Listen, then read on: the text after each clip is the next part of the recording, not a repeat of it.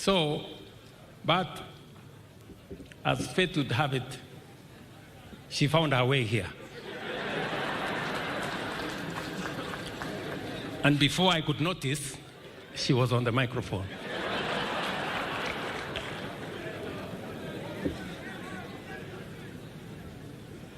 That is how General Ogolla was influential. Again, let me say this.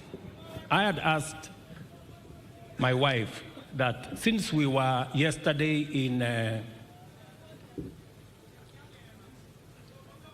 Langata, maybe today she can do something else, because she too insisted that I must be at the funeral of General Ogolla to stand by Eileen, because they were a great people to our nation.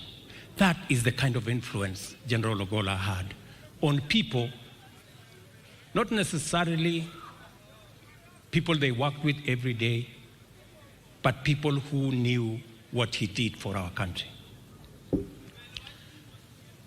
Many people may say many things because they don't understand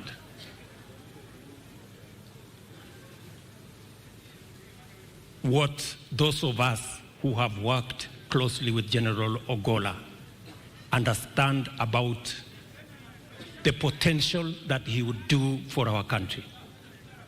I am very sure the generals here know that they have lost a solid man. And I wish we could all spare him and give him a decent send-off. He deserves it.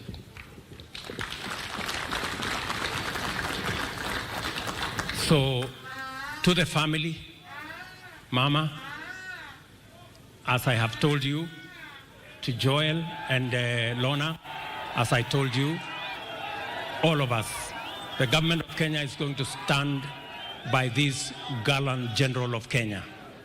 We are going to stand by you as a family, and we are going to ensure that the plan General Ogolla had for the KDF will be implemented, and the great influence he had on our country will continue.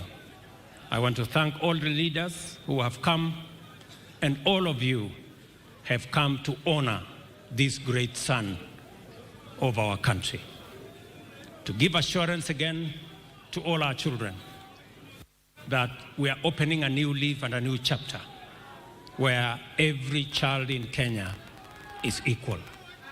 Thank you very much. God bless you.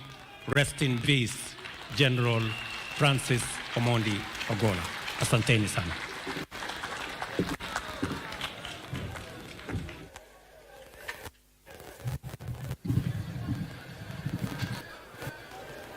Let us